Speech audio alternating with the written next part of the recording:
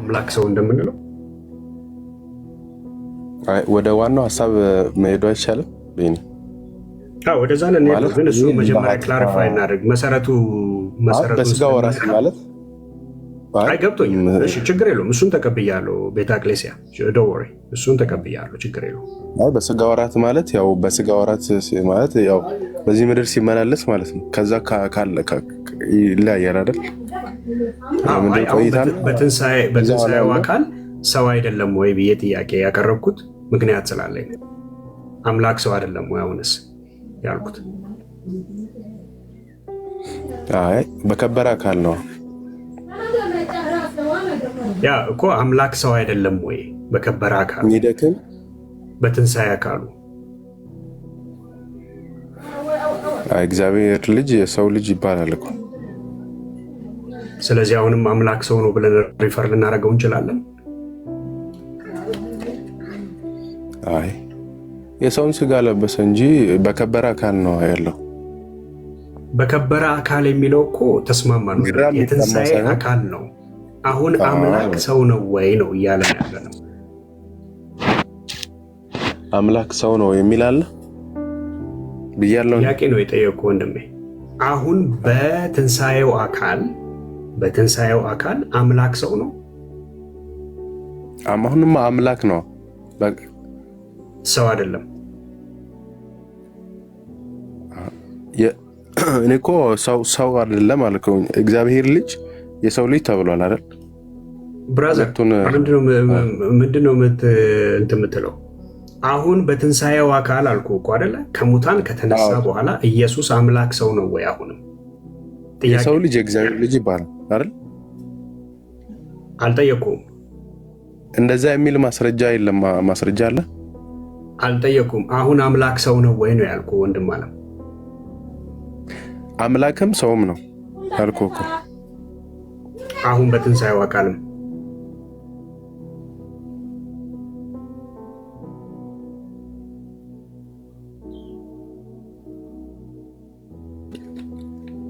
ግልጽ ነው። ቤተ አቅሌሲያ ለምንድን ነው የምትፈራው? አሁን በትንሣኤው ከሙታን ከተነሳ በኋላ አምላክ ሰውም አሁንም ነው ወይ ነው እያልኩ ያለሁት። አዎ ወይ አይደለም? አዎ። በጣም ጥሩ። ታዲያ እንደዛ አትለይ። ምን ታስለፋኛለህ? ይህን ሁሉ በግልጽ መናገር እኮ ትችላለህ። አዎ በቃ ትክክል። እሱን እኔ የመስማማበት ሀሳብ ነው። በቃ አጨቃጭቀ ነው። እሺ ኢየሱስ አሁን አያማልድም?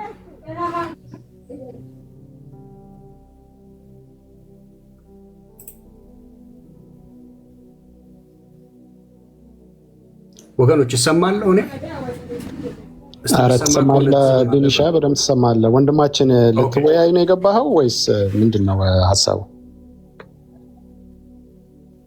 እንዴ በቀጥታ እሱ የጠየቀኝን የመለስኩ እኮ ነው። ባይ ኧረ ምንም እያወራህ አይደለም እኮ የጠበቀ ነው። መሀል ላይ ዝም እያልክ ነው እና ኔትወርክ ነው። ይቅርታ። እሺ ግን አንዳንድ ጊዜ በኦርቶዶክሳውያንም ስም እኔ ኦርቶዶክሳውያንም ማሰደብ ስለማልፈልግ አንዳንድ የሚያጭበረብሩ ሰዎች ስላሉ አንድ ጥያቄ ጠይቃለሁ። ኢየሱስ አብ ነው?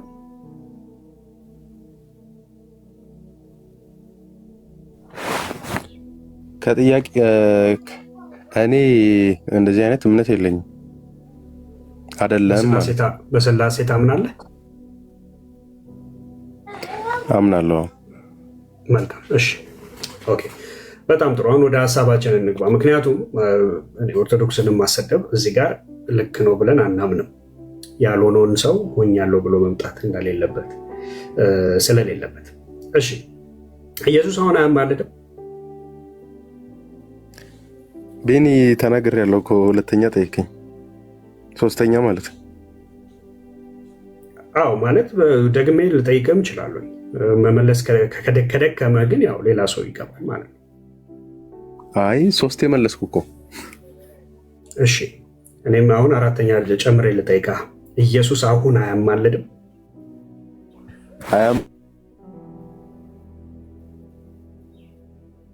እሺ አያማልድም። በጣም ጥሩ። እሺ ሮሜ 8:34 ትፈታልናለህ?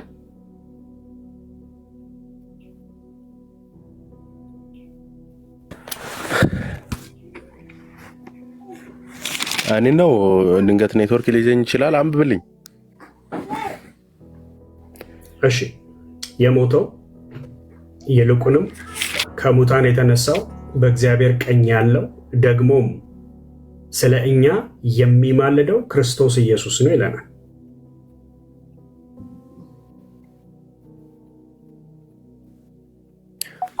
አዎ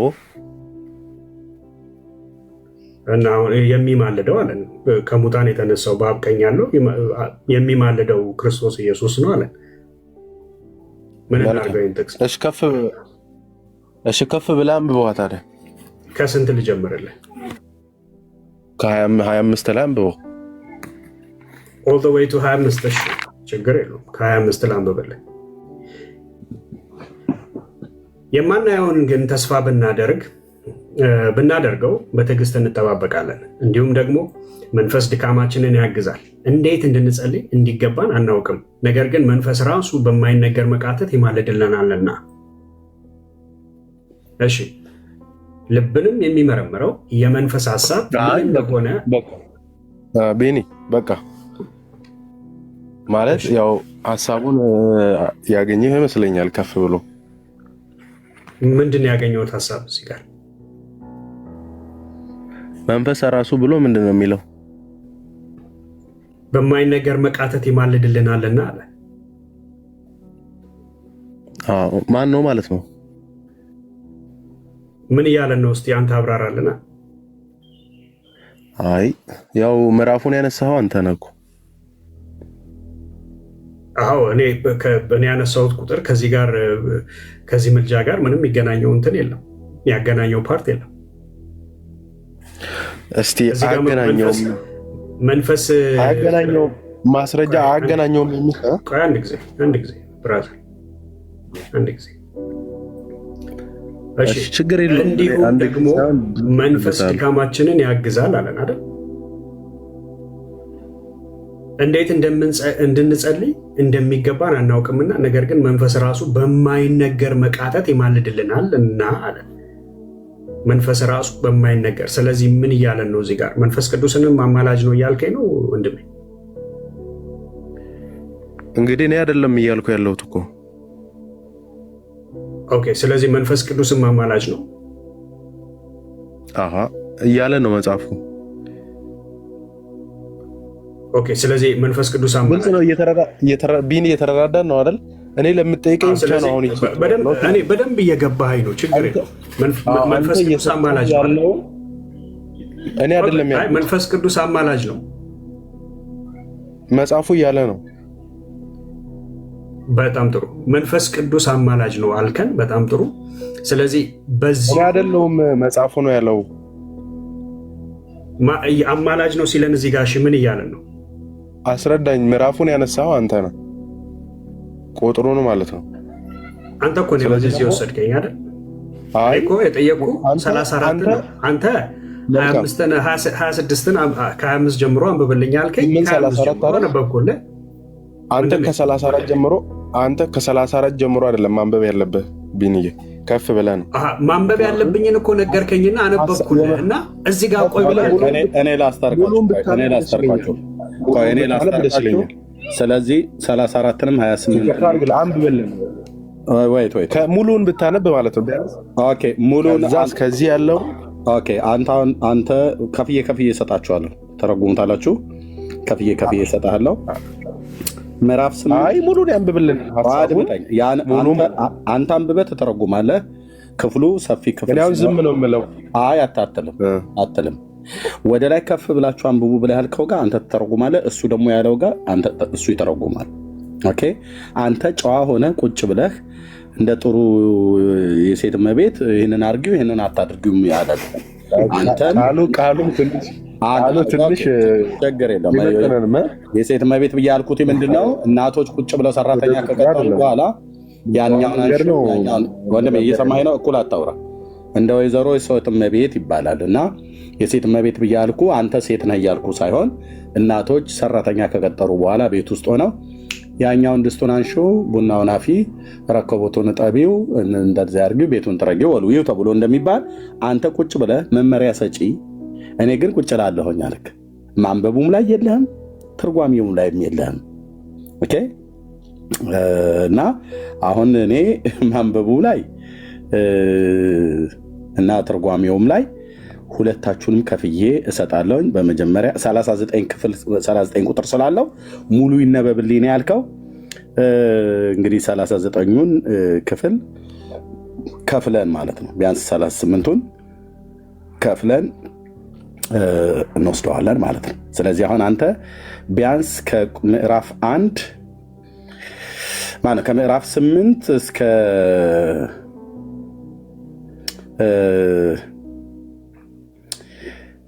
ከምዕራፍ 8 ከቁጥር 1 እስከ ቁጥር 17 ድረስ ያለውን ተርጉም፣ ከ18 እስከ 39 ያለውን ቢኒያም ይተረጉማል ወይኔ ተረጉማለሁ። ጋይድ እንደውም ቢኒ ሚዩት አድርገው እኔ ተረጉማለሁ። ወይ ደግሞ አንተ ከፈለግ ከቁጥር ማለት በቃ ከቁጥር 1 እስከ ቁጥር 20 ድረስ ያለውን ተርጉመው እስከ 19 ድረስ ወይ እስከ 20 ድረስ ያለውን ተርጉመውና ሙሉን ተርጉምልኝ ብለሃል። ሙሉ ይነበብልኝ ብለሃል። ምዕራፍ 8 ቁጥር 34 ብሎ ሲል የለም ወደ ቁጥር 26 ወር ላይ ከፍ በል ብለሃል። ያ ክፍል ማን ነው የሚማልደው ብሎ ይላል ብሎ የሚለውን አላስማማ ብሎ ስላላችሁ እኔ ከፈለክ እሱኛውን ክፍል እኔ እንድተረጉመው አንተ ከምዕራፍ 8 ከቁጥር 1 እስከ ቁጥር 20 አንብበውና ተርጉመው እስከ ቁጥር 18 እንዳይበዛብህ ማለት ነው። 18ቱን ቁጥር 830 ሰው እዚህ ጋር ይሰማል። ብዙ ሺህ ሰው ቢሃይንድ ባይ ይሰማል። ቶሎ ተርጉመው። ተከፋፍለን ነው የምንተረጉመው። ራስ አንብበህ ራስ ተርጉም፣ እኛም ራሳችን አንብበህ ራሳችን እንተረጉማለን። የበዛውን ክፍል እንደውም እኔ ጋር ለእኔ ቁጥር ትቸዋለን። እንደው በቃ ከምዕራፍ 1 እስከ ምዕራፍ 8 ከቁጥር 1 እስከ 10 ተርጉመው፣ ሌላውን ለእኔ ተወው በለው። ማይክ ክፈት። ጋይድ አንብበህ ተርጉም። አንብቡልኝ እንዳትል፣ ተርጉሙልኝ እንዳትል፣ ራስ ተርጉመው። ከዛ ደግሞ እኔ ደግሞ አንብቤ ተረጉማለሁ ማለት ነው። ቤተ አቅሌስያ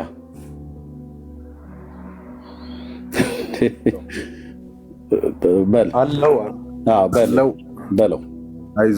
አይዟቸዋለሁ። ጥያቄ ካለን አንተም ትጠይቀናለህ። ልክ እንደዚሁ እያስቆምክ ማለት ነው። እኛም ጥያቄ እንጠይቃለን። ከምዕራፍ 8 ከቁጥር 1 እስከ ቁጥር 18 ድረስ ያለውን አንብብና ተርጉም።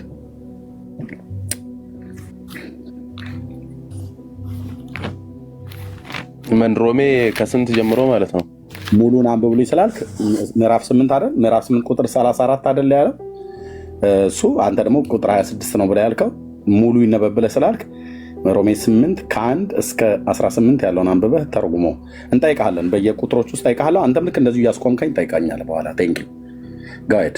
አይ መጠየቅ ሳይሆን ሀሳቡን ሙሉ ብንረዳው አይሻልም?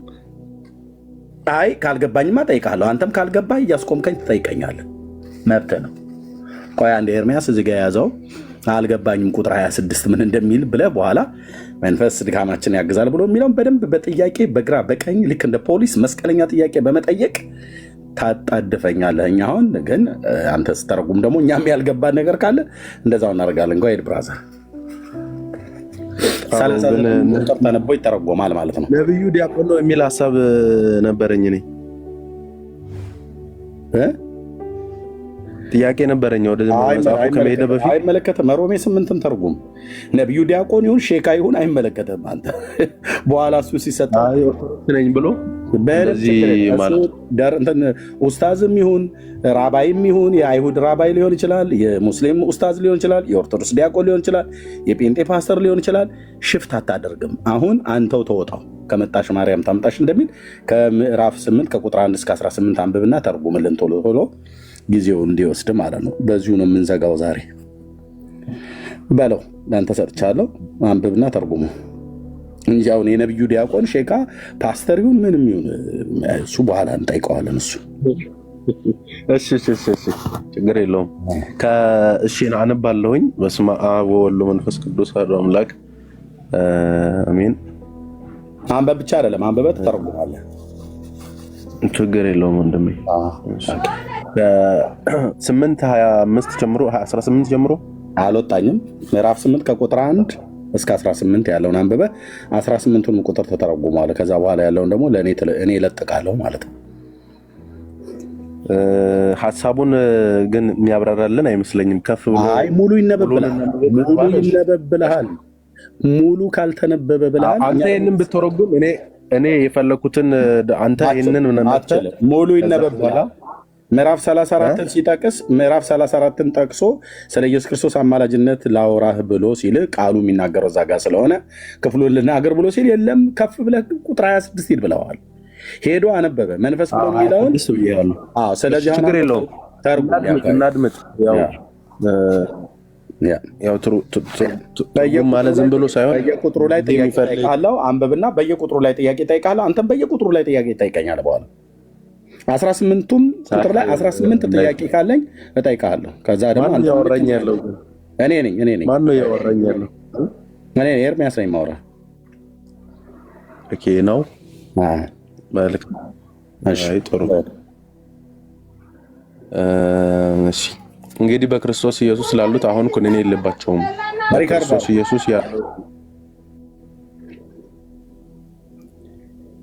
የሕይወት መንፈስ ሕግ ከኃጢአትና ከሞት ሕግ አርነት አውጥቶናል። ከሥጋ የተነሳ ስለደከመ ለሕግ ያልተቻለውን እግዚአብሔር የገዛ ልጁን በኃጢአተኛ ሥጋ ምሳሌ በኃጢአት ምክንያት ልኮልናል አድርጎአልና በኃጢአት ምክንያት ልኮ አድርጎአልና እንደ መንፈስ ፈቃድ እንጂ እንደ ሥጋ ፈቃድ በማንመላለስ በእኛ ሕግ ትእዛዝ ይፈጸም ዘንድ ኃጢአትን በሥጋ ኮነነ። እንደ ሥጋ ፈቃድ የሚኖሩ የሥጋን ነገር ያስባሉ፣ እንደ መንፈስ ፈቃድ የሚኖሩ ግን የመንፈስን ነገር ያስባሉ። ስለ ሥጋ ማሰብ ሞት ነውና ስለ መንፈስ ማሰብ ግን ሕይወትና ሰላም ነው። ስለ ሥጋ ማሰብ በእግዚአብሔር ዘንድ ጥል ነውና ለእግዚአብሔር ሕግ አይገዛምና መገዛት ተስኖታል። በሥጋ ያሉት እግዚአብሔርን ደስ ሊያሰኙት አይችሉም። እናንተ ግን የእግዚአብሔርን መንፈስ በእናንተ ዘንድ ቢኖር በመንፈስ እንጂ በሥጋ አይደላችሁም። የእግዚአብሔር መንፈስ የሌለው ከሆነ ግን ይህ የእርሱ ወገን አይደለም። ክርስቶስ በእናንተ ውስጥ ቢሆን ሰውነታችሁ በኃጢአት ምክንያት የሞተ ነው፣ መንፈሳችሁ ግን በጽድቅ ምክንያት ያው ነው። ነገር ግን ከሙታን ያስነሳው እርሱ መንፈስ በእናንተ ዘንድ ቢኖር ክርስቶስ ኢየሱስ ከሙታን ያስነሳው እርሱ በእናንተ በሚኖረው በመንፈስ ለሚሞተው ሰውነታችሁ ደግሞ ሕይወትን ይሰጠዋል። እንግዲህ ወንድሞች ሆይ ዕዳ አለብን። እንደ ሥጋ ፈቃድ ግን እንኖር ዘንድ ለሥጋ አይደለም። እንደ ሥጋ ፈቃድ ብትኖሩ ትሞቱ ዘንድ አላችሁ። በመንፈስ ግን የሰውነትን ስራ ብትገድሉ በሕይወት ትኖራላችሁ። በእግዚአብሔር መንፈስ የሚኖሩ ሁሉ እነዚህ የእግዚአብሔር ልጆች ናቸውና አባት ብለን የምንጮህበትን የልጅነትን መንፈስ ተቀበላችሁ እንጂ እንደገና ለፍርሃት የባርነት መንፈስ አልተቀበላችሁምና እግዚአብሔር ልጆች መሆናችንን ያ መንፈስ ራሱ ከመንፈሳችን ጋር ይመሰክራል። ልጆች ከሆንን ወራሾች ደግሞ ነን፣ ማለት የእግዚአብሔር ወራሾች ነን። አብረን ደግሞ እንድንከብር አብረን መከራ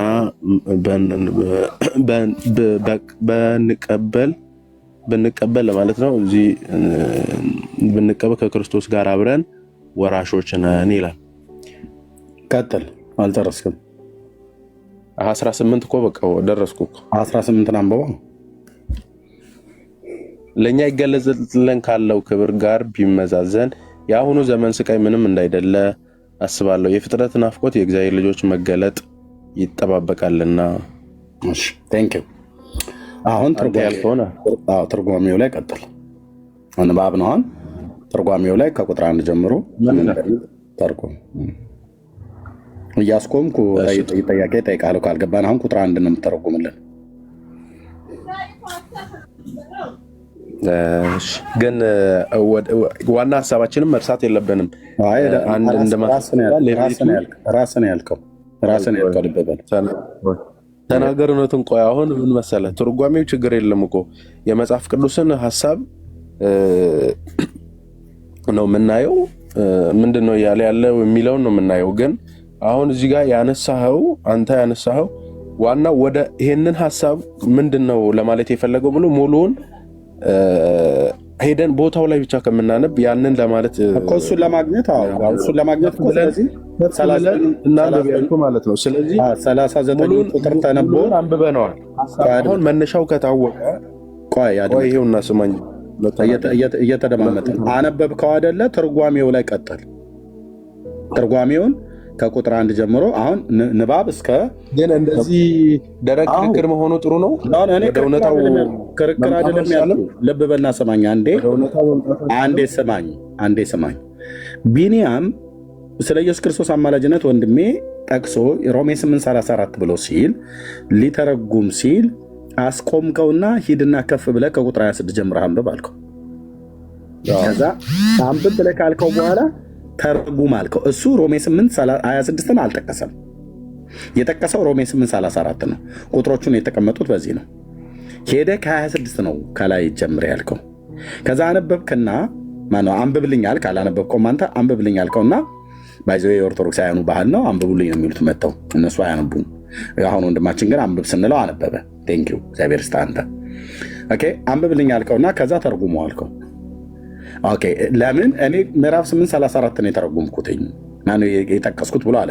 የለም ከፍ ብለን የምታነበው ሙሉ ነው መነበብ ያለበት ብለህ ስትል ሙሉማ ከሆነ ሙሉ ምዕራፍ ነው የሚነበበው፣ አውዱን ወይ ደግሞ ኮንቴክስት ሙሉን እንዲሆን ማለት ነው። ስለዚህ አሁንም ገና ሙሉን ገና አልተነበበም። አንተ እስከ 19 ድረስ ያለውን አነበብክ። ከዛ በኋላ ደግሞ ያለውን ደግሞ አነባለሁ እስከ 39 ድረስ ማለት ነው። በኋላ ተረጉማለሁ ማለት ነው። አሁን አንተ አነበብከው። ካነበብከው በኋላ ትርጉም አለ። ትርጉሙ የዚህ ምዕራፍ ትርጉሙ ሙሉ አውዱን አንብበህ ለመተርጎም ሐሳቡን ለማግኘት ለመተርጎም ሙሉ መነበብ አለበት። አንብበዋል አንተም የደረሰን ቁጥር አሁን ትርጓሜው ላይ ሄድ። ቁጥር 1:8 እንግዲህ በክርስቶስ ላሉት አሁን ኩነኔ የለባቸውም ብሎ ይላል። ምን ማለት ነው? ተርጉሞ ቁጥር 2 እንደዚህ ካልገባው እያስቆም ጠይቀኝ አይደለም እኔ የምተረጉመው ኖ ይሄን አንተ ጠይቀኸኝ እኔ እንደዚህ አንተ ጠይቀን አልነበር? ምዕራፍ 8 ቁጥር 26ን ተርጉም ላይ ብለህ የምትለው አንተ ጠቅሰው አይደል የተርጉሙ ብለህ ትእዛዝ ስትሰጥ የነበረው ቅድም ቁጥር 26ን። አሁን እኔ አንተ ያነበብከውን ተርጉሙ ብዬ ስለ እኔም በኋላ ያነበብኩት ተርጉሙ ብለህ እናደርጋለን። እንደ ትልቅ ሰው ይቅርታ አድርግልኝ፣ እንደ ትልቅ ሰው እንወያይ አይሻልም? ብራዘርዬ ኦኬ this is orthodox ኦኬ ተርጉም ያነበብከውን ቁጥር እንደ ትልቅ ሰው ተርጉመው። የምን እንደ ትልቅ ሰው እንደ ትንሽ ሰው ማለት ነው? ተርጉም ማለት እንደ ትልቅ ሰው እንደ ትንሽ ሰው ያስብላል እንዴ? ተርጉመው። ዋና ሀሳቡን ዘንግቶ እንግዲህ በክርስቶስ ኢየሱስ የለባቸውም ማለት ተርጉመው። ህዝቡ ተጠምቷል፣ የእግዚአብሔርን ቃል ተጠምቷል። ተርጉመው። ያነበብከውን ተርጉም እኮ ነው ያልኩ። ኦኬ ይሄውና እኔ አሁን ሙሉ እያንዳንዱን ስጋ ሰተህ ቢላውን እንደመከልከል ነው እያደረገ። አንብበው አልተረጉም እያልክ ነው። ተርጉመው። ሙሉ ይነበብልሃል። ሙሉ ተርጉማለን። ተርጉሙ። ከዛ አውዱ እናገኘው። የሚያስሰማል የራስህን ፍላጎት ብቻ መሆን የለበትም። አሁን ሰዓት ለመጠቀም ጠቅልለን ነው ማየት ያለብን ማለት ነው። አይ ጠቅልሎ ነገር የለም። ጠቅልሎማ የለም ብራዘርዬ። ጠቅልሎ ለማየትማ የምን ጠቅላላ ብራዘር? እኔ ወይ አንተ እንጠቀለላለን አብረን ከቃሉ ጋር ማለት። ተርጉመው። እኔም ተርጉማለሁ። ይኸው አንተ ተርጉመህ እኔ እምቢ አልልም። እንግዲህ ብሎ ይላል። እንግዲህ ብሎ ሲል በአማርኛችን ንግግር ውስጥ እንግዲህ፣ ስለዚህ፣ ከዚህ በኋላ ምናምን ነገር ብሎ የሚሉ ቃላቶችን ታውቃለህ። እንግዲህ ብሎ ሲል ምን እያወራ ስለነበረው ነው እንግዲህ ብሎ የሚለው? ገና እኮ ምዕራፍ 8 ቁጥር 1 ነው እንግዲህ ብሎ የሚለው። ምን እያወራ ነበር? ወደኋላ ልትሄድ ነው ማለት ነው። ገና ምዕራፍ 7 ደግሞ ገብተህ ምክንያቱም ይተርጉም ብለሃል። ይሄ ደግሞ ልክ እንደ ሹራብ ክር የተያያዘ ነው የእግዚአብሔር ቃል። የሹራብ ክር ወይ አድመጠኝ፣ አደርብብኝ። እኔ የሚደርብብኝ ሰው አልወድም። እኔም እሰማለሁ፣ አንተም ስማ። ኦኬ እንደ ሹራብ ክር የተያያዘ ነው የእግዚአብሔር ቃል። ወይ ደግሞ ደብዳቤዎች ሲጻፉ፣ መልእክታት ሲጻፉ ልክ እንደዛ ነው። ተርጉመው 18 ቁጥር አንብበሃል። 18ቱን ቶሎ ቶሎ መታ አድርገህ እንደ ዳፍታትም ይሁን ሮጥ ብለህበት ጨርስና እኔም ደግሞ ሄዳለሁ። ግን ጥያቄ ጠይቃለሁ በእያንዳንዱ ቁጥር ላይ። አሁን ምዕራፍ 8 ቁጥር 1 እንግዲህ በክርስቶስ ኢየሱስ ላሉ ኩነኔ የለባቸውም ብሎ የሚለው ተርጉሞ።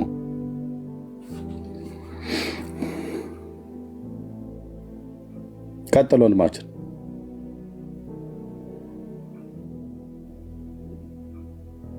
ቀጥል እንጂ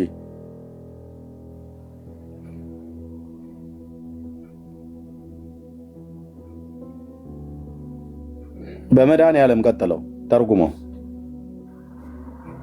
ሚት አድርጌ ነው ይቅርታ፣ ሚት አድርገኛል።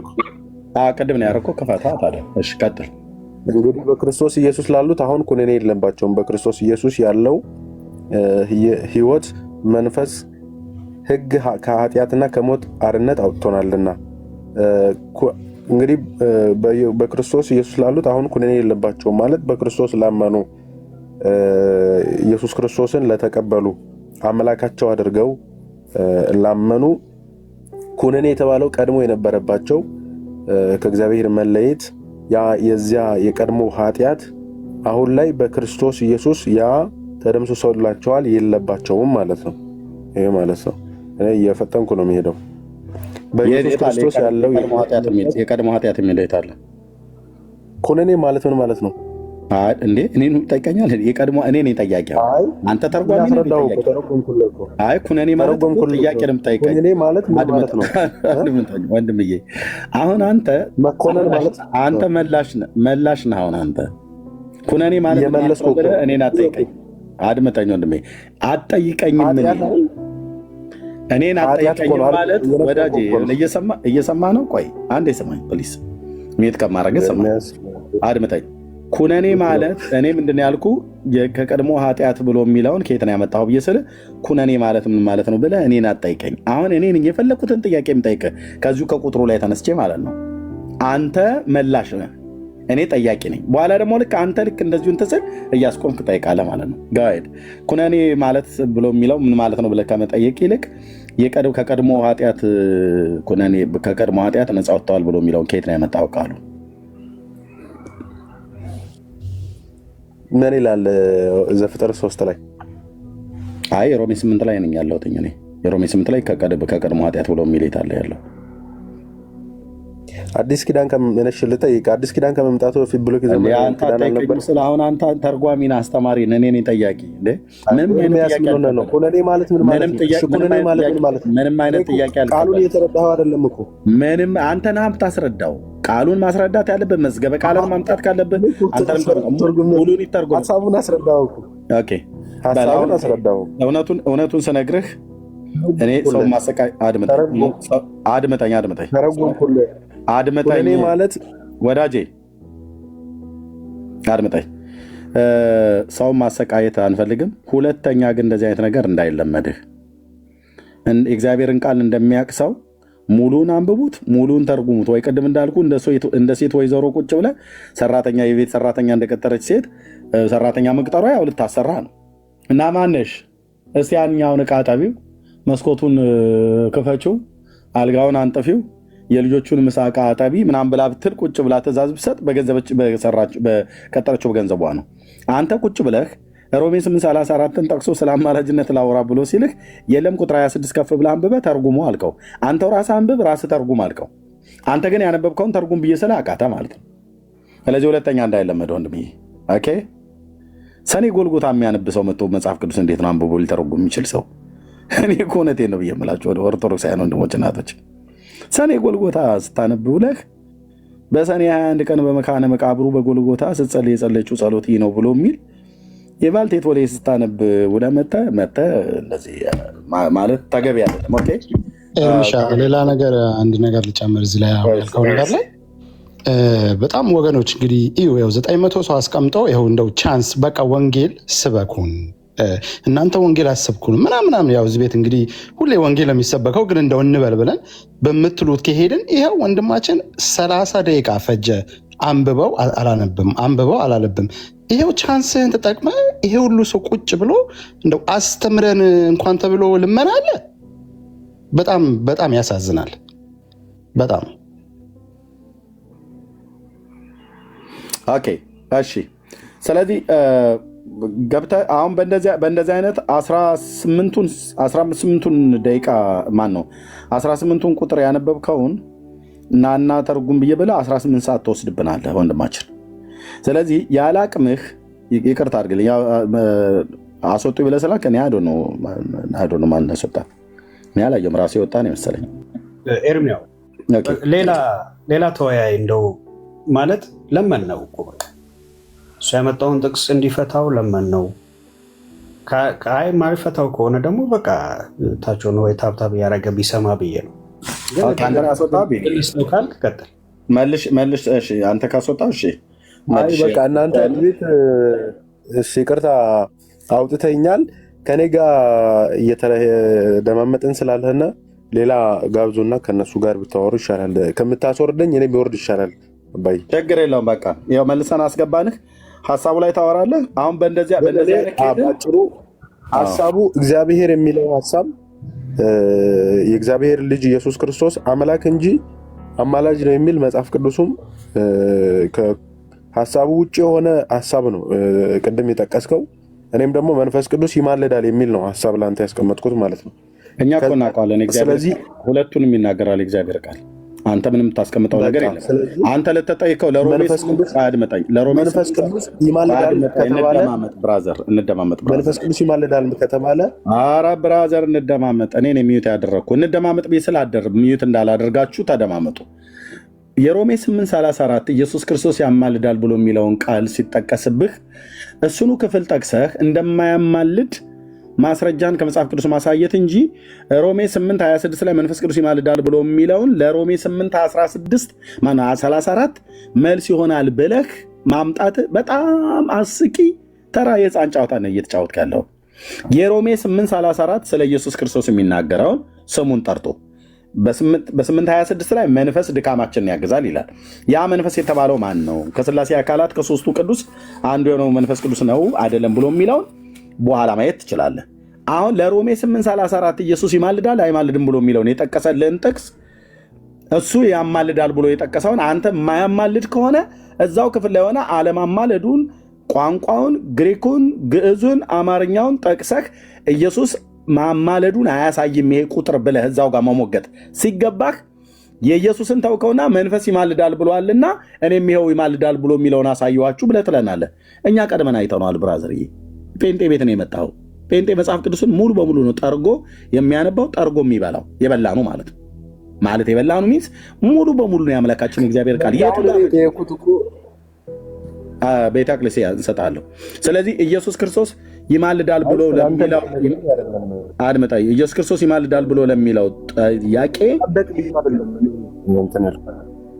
ኦኬ፣ ኢየሱስ ክርስቶስ ይማልዳል ብሎ ለሚለው ጥያቄ አያማልድም ከሆነ መልስ ሮሜ 8:26 አይደለም መጥቀስ ያለብን። አያማልድም ብለህ ካልክ ስለ ኢየሱስ ክርስቶስ አለማማለድ የተጻፉ ክፍሎችን አምጣ። ሮሜ 8:26 መንፈስ ድካማችን ያግዛል ነው ብሎ የሚለው እንዴት እንደምንጸልይ አናቅምና በማይነገር መቃተት ስለ ቅዱሳን ይማልዳል ይላል። ኢየሱስ ክርስቶስ ይማልዳል ብሎ የሚለውን የሮሜ 8:34ን እሱን ማስረዳት ሲያቅተ አለማማለዱ ማሳየት ሲያቅተ መንፈስ የሚማልደውን ይሄው ደግሞ መንፈስ ይማልዳል ብሏል ላሳያችሁ ብለህ ትላለህ። እኛ አይተነዋል። የጠየቅን ኢየሱስ አያማልድም ብሎ የሚል ቃል እስኪ አምጣ ነው። እኛ ያማልዳል ብለህ ሮሜ 8:34ን ክሌም አደረግን። ሌሎችንም የመጽሐፍ ቅዱሶችን ጥቅሶችን እንጠቅስላለን። እኔ አሁን ለምሳሌ ምን እያልኩ ነው? ስለ አቅሌስያ ከረዳ ይህን ጥያቄ ከረዳ ማለት ነው። ይሄ ምሳሌ ከረዳ ስለ አቅሌስያ ስለ አንተ ስለ ቤተ አቅሌስያ ሳወራህ ነብዩ እኮ የአይሁድ ራባይ ነው፣ የኦርቶዶክስ ዲያቆን ነው፣ የሙስሊምም ሼካ ነው፣ ኡስታዝ ነው፣ የጴንጤ ፓስተር ነው ብለህ ብትል ትክክለኛ መልስ አልመለስክም። እኔ ስለ አንተ ነው እያወራ ያለሁት። ቤተ አቅሌስያ ማን ነው? ስራው ምንድን ነው ብዬ ብል ነብዩ ብለህ ብትል አልመለስክም። እኛውን ስለ ኢየሱስ ስንጠይቅህ መንፈስ ድካማችን ያግዛል ብሎ የሚለውን 8:26 ላይ የተናገረውን እሱም ስለ ኢየሱስ ነው የሚናገረው ብለህ ካልክ ወይ በልና አብረህ ተመሳሳይ ሀሳብ ከሆነ የ8:26 እና የ8:34 ተመሳሳይ ከሆነ አብረህ አያይዘህ ንገረን። ተመሳሳይ ነገር ነው የሚያወራው በለንና አንተ ንገረን። እኛ 8:34ን ስንጠቅስልህ አንተ 8:26ን ጠቅሰሃል። 8:26 ከ8:34 ጋር አንድ ምዕራፍ ውስጥ ስላለ ስለ አንድ ነገር ነው የሚያወራው ብለህ ካልክ ወይ እሱን በለንና ትርጓሜውን ስጠን። ካልሆነ 8:34ን እኛ ክሌም ያደረግነው ቅዱስ ጳውሎስም ከኢየሱስ ክርስቶስ ጋር በተገናኘ የሞተው ብሎ ያለው ኢየሱስ ነው፣ መንፈስ አይደለም የሞተው። 8:26 ላይ መንፈስ ነው ድካማችን ያግዛል በማይነገር መቃተት ይማልድልናል ብሎ ያለው መንፈስ ነው ብሎ የሚለው ያ መንፈስ የተባለው የሥላሴ ሶስተኛው አካል መንፈስ ቅዱስ ነው አይደለም ብሎ የሚለው በኋላ ላይ እናነሳለን ካፈለክ አንተ ማለት ነው። አሁን ግን የሞተው ብሎ ያለው ቅዱስ ጳውሎስ ከሙታን የተነሳው ደግሞ በእግዚአብሔር ቀኝ ያለው ስለኛ የሚማልደው ክርስቶስ ኢየሱስ ነው ብሎ የሚለውን እኛ ኢየሱስ አሁን በሰማያትም እንደሚያማልድ ቅዱስ ጳውሎስ ከሙታን ከተነሳ በኋላ ጌታችን ኢየሱስ ክርስቶስ ከሙታን ከተነሳ በኋላ ለሐዋርያነት ስለተጠራ ከሙታን ከተነሳ በኋላ ስለሆነ ደብዳቤውንም የጻፈው ለሮሜ ቅዱሳን ኢየሱስ ከሙታን ከተነሳ እንኳን በኋላ በኃላፊ ጊዜ ሳይሆን በመጻኢ ጊዜም ጭምር ስለኛ የሚማልደው ብሎ ጽፏል። ስለዚህ ኢየሱስ ክርስቶስ የምልጃው ነገር አንድ ጊዜ በመስዋዕትነቱ ቢያደርገው አሁንም ጭምር ግን ኮንቲኒው እያደረገ እንዳለ የሚያሳይ ነው ብለን ነው እያልናችሁ ያለሁት። ይህንን ውድቅ ለማድረግ ከፈለክ የእኛን ሙግት ውድቅ ለማድረግ ከፈለክ እዛው እኛ በጠቀስኑ ጥቅስ ላይ ቆመህ ውድቅ ነው እንጂ ማድረግ ያለብህ መንፈስ ድካማችንን ያግዛል መንፈስ እኮ ይማልድልናል ብሏል ብለህ የሚል ሙግት ብታመጣ አንተ ነህ የተሸነፍከው ማለት ነው። ስለዚህ ኢየሱስ ይማልዳል ይላል የሮሜ 8:34 አይማልድም ብሎ የሚለውን ካለ ሐሳቡን ንገረን። 8:26 ስለመንፈስ ነው መንፈስ ብሎ የሚለው እውነቱን ተናገር ብዙ ነው ያልከው። ኦኬ እኔ ደግሞ ሰምቻለሁ አሁን ማለት ነው ያ። ስለዚህ ደግሞ አንተ ይሄን ያክል ካወራ ተጠያቂ ሆነ ነኝ አብራራ። ለምን ከተባለ አብራራ ነው የምትባለው። እኔ ደግሞ ያብራራው ነው የመልስ እየሰጠው ነው። መሀል ላይ ገብተህ ደግሞ ጥያቄ ስትጠይቀኝ እኔ ያብራራውትን ልክ አይደለም ብለህ ይሄ እንደዚህ ነው የሚለውን ነገር ወይ ሐሳብ መስጠት ነው እንጂ እየጠየቅ ሲመልስልህ ከየት አመጣኸው ከዚህ አመጣኸው ስለ ልሰማኝም ፈቃደኛ አይደለም። እና አሁን እኔ ሐሳብን ደግሞ እንዲገልጥም እድል የሰጠኝ አይደለም በተዘዋዋሪ ማለት ነው። ምክንያቱም አስረዳ ካልከኝ ጥያቄ ስትጠይቀኝ መልስ አንተ ደግሞ ከየት አመጣኸው ትለኛለህ። የምታብራራውን ሐሳብ ከየት አመጣህ ያለ ማስረጃ አላብራራህም። አሁን ከየት አመጣህ ላለው የተናገርከው እኔ አለለ። ስለዚህ ምንድነው እኔ የመጽሐፍ ክፍሉን ሰጠው መጽሐፍ ላይ ይሄ ምን ይላል ኢየሱስ ክርስቶስ ያማልዳል ብዬ ስናገር ክፍሉን መጠየቅ ነበረብህ። ይሄውና መንፈስ ራሱ ይማልዳል የሚለውን መንፈስ ቅዱስ ስለ ቅዱሳን ይማልዳል ከሶስቱ አካል ነው ብለህ ራስህ ተናገራል። ስለዚህ መንፈስ ራሱ እየማለደ ነው የሚል ራሱ መጽሐፍ ቅዱስ ያስቀመጠው ቃል አለ። ልብ በሉ እዚህ ያላችሁ ስለዚህ 929 ሰው የጠየቁት ጥያቄ አድምጠን የጠየቁት ጥያቄ ቀደም የሰጠው ምሳሌ እንኳን ራሱ አልገባም። ቆይ እያዋቸው ስለሆነ እኔ ነኝ ሚዩት ያደረኩ። የጠየቁት ጥያቄ የሮሜ 8:34 ነው። እኛ ክሌም ያደረግነው አድምጠኝ ስላልገባን ያቋረጥኩ ስላልገባን እየመጣው እኮ ነው እኮ ምን ትመጣለህ እየዋሸህ። እኔ ስለ ሮሜ 8:34 ስለ ኢየሱስ ክርስቶስ ሚዩት አድርገው። ሚዩት ካላርከው አስወርዳለሁ። በቃ ብራዘር ሰጥቼ ሌላ ነገር ታወራለህ። እንድታወራ እድል ሰጥቼህ የማይመለከት ነገር ታወራለህ። የሚመለከተው የሮሜ 8:34ን ስንጠቅስልህ ኢየሱስ ማማለዱን የሞተው ይልቁንም ከሙታን የተነሳው እያለህ አንተ መንፈስ ድካማችንን ያግዛል ብሎ የሚለው ምዕራፍ 8 ቁጥር 26 ክሌም አድርገሃል። እሱን ካደረግ ያ መንፈስ ነው ወይ የሞተው? ከሙታን የተነሳው መንፈስ ነው ወይ? የ8:26 እና የ8:34 ተመሳሳይ ነገር ነው የሚያወራው ብለህ ካልክ አንተውን ሂዱልኝ ብለህ ያልከው ምልጃ አይደል? ስለ ምልጃ ነው ያወራን ያለው። እኔ ስለ ምልጃ አይደለም የጠየቅነው። ስለ ምልጃ ስንጠይቅህ ስለማን ነው የጠየቅነው? ስለ ኢየሱስ ምልጃ ነው የጠየቅነው። ስለ መንፈስ ምልጃ አይደለም። ስለ መንፈስ ምልጃ አይደለም። ስለ ማርያም ምልጃ አይደለም። አንድ የመጽሐፍ ቅዱስ ክፍል ነው ያወራን ያለነው። አንድ የመጽሐፍ ቅዱስ ክፍልም ቢሆን ብራዘር፣ ለዚህ ነው ወይ ክፍሉ በደንብ ተርጉም። እኩል አታውራ ብራዘር፣ እኩል አታውራ። አንድ መጽሐፍ ቅዱስ ክፍል ላይ አንድ ምዕራፍ ውስጥ አግኝቼዋለሁ ብለህ የ8:26 እና የ8:34 ስለ አንድ ነገር ነው የሚናገረው ወይ ብዬ ጥያቄ ልጠይቅህ። አዎ ብለህ ካልከኝ ቀጥል። የ8:26 እና የ8:34 ምዕራፍ 8 ቁጥር 26 መንፈስ ብሎ የሚለውና ምዕራፍ 8 ቁጥር 34 ኢየሱስ ብሎ የሚለው ተመሳሳይ ነገር ነው። ስለ አንድ ነገር ነው የሚናገረው። ራስን ልጨፈልቅ የፈለከው ተመሳሳይ ነገር ነው የሚያወራው። ተመሳሳይ ማለት ይማልዳል ብሎ የሚለውን አይደለም። ስለ ተመሳሳይ ፐርሰን ነው የሚያወራው። ይኸውና እርሚ፣ አሁን አንተ እኔ ስመልስልህ እየተቀበልክኝ አይደለም። አንተ ራስህ ብቻ ነው የምታደምጠው። ስለዋሸ ነው። ስለ ተመሳሳይ ፐርሰን ነው ወይ የሚያወራው? 8:26 እና 8:34 ቃሉን ማንበብ እንችላለን። ተመሳሳይ ፐርሰን ነው ወይ? አንብበዋል፣ ማንበብም እንችላለን። ከዚህ በፊትም ስላነበብከው ተመሳሳይ ፐርሰን ነው የሚያወራው። ሀሳቡን ነው። ስለ ተመሳሳይ ፐርሰን ነው ወይ የሚያወራው? ፐርሰን ማለት ሀሳብ አይደለም ብራዘር። ፐርሰንና ሀሳብን ለይ እንጂ ስለ ተመሳሳይ ፐርሰን ነው የሚያወራው። ከፍ ብለህ ስታነብ ደግሞ ስለ ፍርድ ነው የሚያወራው። በለታች ረድና ታች ተንደፋደፍ ብራዘር። አንተ ታች ረድ ወሬ ነው ያስከው ወሬ። ስለ ተመሳሳይ ፐርሰን እንኳን ማውራቱና አለማውራቱን እንኳን አያውቅም። ከፍ ብለህ ስትል እንትን ነው ስለ ፍርድ የሚያወራው። ከፍ ብለህ ስትል ስለ እንጀራ ነው የሚያወራው። ከፍ ብለህ ስትል ስለ ጠላ ነው ብለህ ልትለኝ ነው ማለት ነው። አታውቀውም። ስለ ተመሳሳይ ፐርሰን ማለት ቃላት አይደለም። ኦኬ በለታቸው ታፕታፕ ኮፒ ሊንክ ሼር እያደረክ ስማ። ሁለተኛ እድል ሰጥቼ ገብተህ ስለ ፐርሰን እንኳን ስትጠይቅ አታውቅም። በስላሴ አካላት ውስጥ ስንት አካላት አሉ ብዬ ብለህ 16 ልትለኝም ትችላለህ፣ ምን ትንሽ ብትቆይም ማለት ነው። እና አልተግባባም፣ ተግባቦት አታውቅም። ሁለተኛ እድልም ስንሰጥህ ቅድም እንኳን ቢኒዬም ራሱ አስወርዶ መልሰን ያስገባንህ ሮሜ 8:34 ላይ ያለውን እኛ ይማልዳል ብለን ቅዱስ ጳውሎስ ይማልዳል ብሎ ያለውን የተናገርነውን እሱን ውድቅ ለማድረግ ከፈለክ ማምጣት ያለብህ እዛው ክፍል ላይ እንደማያማልድ ጠቅሰህ ነው እንጂ ማስረዳት ያለብህ 8:26 ላይ መንፈስ ይማልዳል ብሏል ብሎ የሚል ቃል አምጥተህ አይደለም ልታስረዳ የምትችለው ማለት ነው። ይኸው ነው። እሺ ሌሎች ካላችሁ መምጣት ትችላላችሁ። ኢየሱስ ፈራጅ ወይስ አማላች? ኦኬ ወጣህ? ኦኬ ማነው ነብዩ? ከየት ቤተ እምነት ነው? ነብዩ ኦርቶዶክስ። እሺ እንኳን ደህና መጣሁ።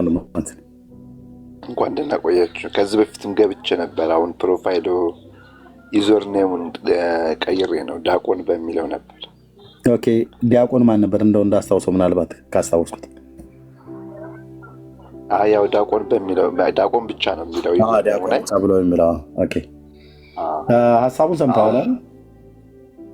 ፎቶውንም ያው የሮናልዶ ልጅ ስለሚወደው ነው እንጂ ችግር የለውም። እሺ አርእስቱን ሰምተዋል አይደል ዲያቆን? ቅድም አውርተናል እኮ። ኦኬ አወራችሁ ከቢኒ ጋር? ኤርሚሻ ቅድም ነብዩ በኢየሱስ አማላጅነት አምናለሁ ብለዋል። እንግዲህ እዚህ ትንሽ ይቀመጥ ብለን ነው። ኦኬ እሺ ታዶ ቀጥሉ። በቃ የምትለው ካለ ታዴ መቀጠል ትችላለህ። መርጌታ መቀጠል ትችላላችሁ። ቢኒያው ቤቱም ምራው በቃ። እሺ ታዴ ማለት የምትፈልገው ነገር ካለ እሰጥሃለሁ እድል። ቢኒሻ እኔ ጋር ምንም የለም። አይ ቲንክ መሪ ማይክ ሲከፍት ነበረና እሳቸው። እሺ መሪ አለ?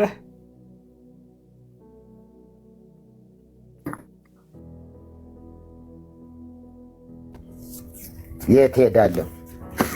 እግዚአብሔር ይመስገን። እንዲህ አይነት ጮማ የሆነ አገልግሎት ትቶ መሄድ አይፈቀድም። እግዚአብሔር ይመስገን። ኤርሚ ብቻ ድምፁን እያሰማ እንትን ይበለን። ክብር ለእግዚአብሔር ይሁን። እኔ አሁን ምንድን ነው እንዲሁ መጽሐፈ ሰዓታት ደራሲ በ13ኛው ወይ 14ኛው ክፍለ ዘመን ላይ የነበረ ነው። ቤተ ክርስቲያን 2000 ዓመት ሞልቷት፣ ይሄ መጽሐፈ ሰዓታት ደግሞ የዛሬ 500 ዓመት አካባቢ የነበረ መጽሐፍ ነው። እስከ ዛሬ ድረስ ግን በቤተ ክርስቲያን በኦርቶዶክስ ቤተ ክርስቲያን እየተጸለየ ነው። ምን እየተባለ ምን እያሉ ነው የሚጸልዩ? ቤተ ክርስቲያኒቱ ምን እያለች እየጸለየች ነው ስንል እንደዚህ ብንል አለ ኢየሱስ አማልደን እባክህ እያለች መቼ ይኸው ዛሬ ነው ያልኳቸው። ዛሬ መጽሐፈ ሰዓታት በተቆመባቸው ገዳማት በሙሉ በየቤተ ክርስቲያን ሁሉ አሁን እየተንጫጩ ያሉ ሰንበት ተማሪዎች ናቸው።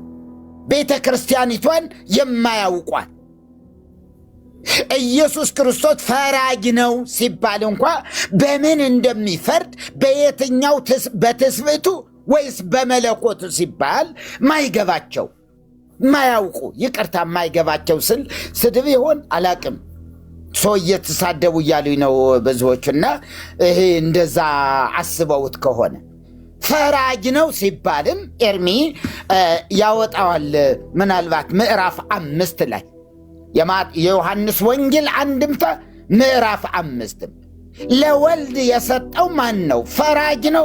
አዎ ፈራጅ። ከየት ተቀበለው? ማን ስልጣን ሰጠው ሲባል አብ ነዋ ስልጣን የሰጠው። ምን ይል ዘንድ? እንዲፈርድ በሥጋ ለባሽ ሁሉ ላይ ይፈርድ ዘንድ ስልጣንን ሰጠው ተባለ። አንድምታው ላይ በጣም አብራርተው ነው የተናገሩት። ፈራጅ ነው። አዎ ምን? ሰው ስለሆነ። አማላጅ ነው። አዎ ምን ስለሆነ? ሰው ስለሆነ። ታዲያ ቤተ ክርስቲያኒቱ ምን እያለች ነው? ብዙ ጊዜ እንለዋለን፣ ግን እንግዶች የሆኑ ሰዎች ሊኖሩ ስለሚችሉ ከዚህ በፊት ያልሰሙ ሰዎች ይኖራሉ በሚል ምክንያት እንድገመው። ኦ አብ በእንተ ኢየሱስ ርድአነ፣ አብ ሆይ ስለ ኢየሱስ ብለህ እርዳን። ክርስቶስ ሀበ አቡከ ኄር አማሕፅነነ፣ ክርስቶስ ሆይ ወደ ቸር አባትህ አማልደን። ይሄ በየቀኑ እየተባለ ያለን፣ በየቀኑ ካህናቱ ይህንን እያነበቡ ይህንን እየዘመሩ ነው ያለው። እዚህ መጥተው ደግሞ ከታች ያሉ ሰንበት ተማሪዎች ተነስተው ምናልባት የቅርብ ትምህርት ነው እኮ ይሄ እኮ አያማልድም የሚለው የቅርብ ትምህርት ነው እኮ። ለምን ለሌሎች አከፋፍለው በመስጠታቸው እርሱ የአማላጅ ነው ከተባለ የማርያም አማላጅነት ይቀልባቸዋል፣ የተክልዬ አማላጅነት ይቀልባቸዋል እና ኢየሱስን አማላጅ አይደለም። ታዲያ አማላጆች መዓት በሮችን አዘጋጅተናል አሉ ገብረ ማናቸው የሚባሉ ብዙ በሮችን የሰጠናሉ። መጽሐፍ ውስጥ ሰዓታት ውስጥ በሩ አንቀጽ ዘመንገለ ወላዲኋል ፍኖት ለሃበ አቡሁ አንቀጽ ዘመንገለ ወላዲሁ ውእቱ ኢየሱስ ክርስቶስ። ቅድም ኤርሚ እያለው ነበረ። ፍኖት ለሃበ አቡሁ ወደ አባቱ የሚያደርስ መንገድ፣ ሌላ የሚያደርስ የለም። ወደ ወላጅ አባቱም የሚያስገባ በር ማን ነው? ኢየሱስ ክርስቶስ ነው። ይህንን እየተባለ እየተጸለየ እዚህ እየመጡ ግን እንትን ይላሉ።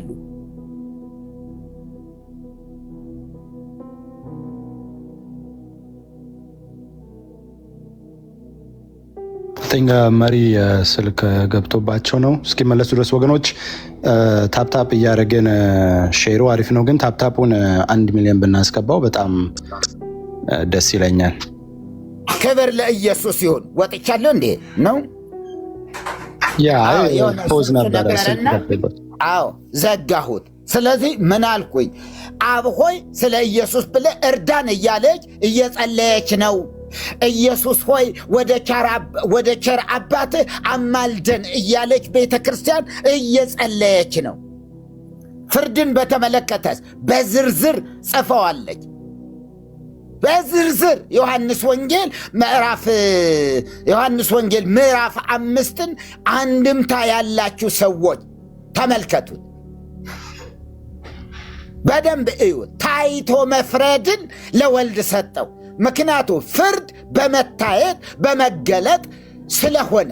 ለምን በቀኝና በግራ አቁሞ እርሱ በመሃል ሆኖ ዙፋኑን ዘርግቶ በሚታይ አካላዊ ባህሪ በሚታይ ትስብእቱ በኩል የሚፈርድ ስለሆነ በቀኝ ያሉትን እንዲህ በግራ ያሉትን ደግሞ እንዲህ እየዞረ የሚያይ እና ምን አለ አንድምታው ሊቃውንቱ ምን አሉ?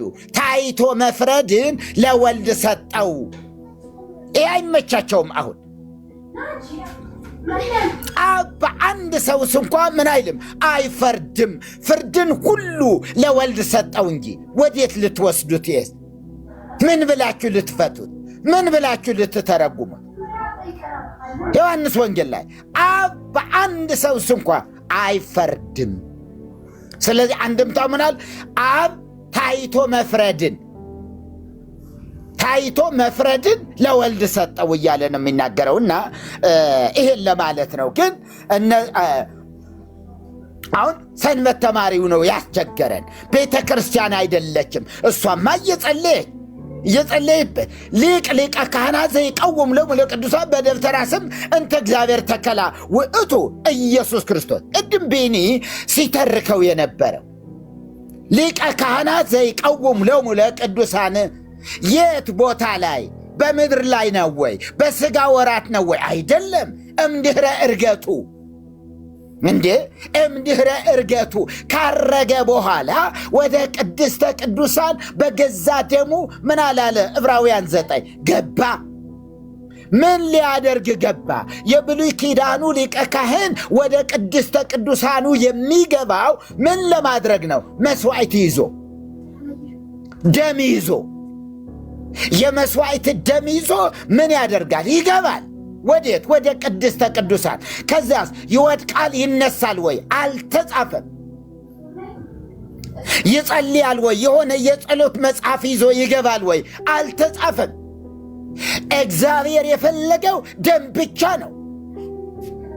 ደም ሳይፈስ ስርየት የለም ያለ አምላክ ምንን ይፈልጋል? ደምን ይፈልጋል። ቤዛ የሚሆን በግ፣ የበግ ደም ይዞ ይገባል። ከዚያ እዛ ይቆማል። እግዚአብሔር እንዴት እንደተቀበለው ራሱ የሚያውቅበት መንገድ አለ። እንደተቀበለው አውቆ ከቤተ መቅደሱ ምን ይላል? ይወጣል። ከቅድስተ ቅዱሳኑ ይወጣል። ኢየሱስም በገዛ ደሙ ገባ። ደሙ የኃጢአት ስርየት ስለሆነ፣ ደሙ የእርቅ ማስታረቂያ መንገድ ስለሆነ፣ ደሙ የስርየት መንገድ ስለሆነ ዛሬም ለሚሞቱ ሰዎች፣ ዛሬም ኃጢአትን ለሚሰሩ ሰዎች፣ ዛሬም ወደ ልጁ ለሚመጡ ሰዎች በደሙ አማካይነት ይመጣሉና በቅድስተ ቅዱሳን ሆኖ በገዛ ደሙ ምን ያደርጋል? በገዛ ደሙ ቆመዋል። ደሙን ይዞ ቆመዋል። እዚያ ዘይቀውም ሎሙ ለቅዱሳን፣ ለቅዱሳን የሚቆምላቸው የሚማልድላቸው ማለት ነው። የሚማልድላቸው የት? ቅድስተ ቅዱሳን። በምን? በደም አማካይነት። ይሄ ነው ምልጃ ማለት። አልወጣም። የቅድስተ ቅዱሳኑ የምድራዊቷ ቅድስተ ቅዱሳን አገልጋይ ወይም ሊቀ ካህኑ ይወጣል፣ ይገባል።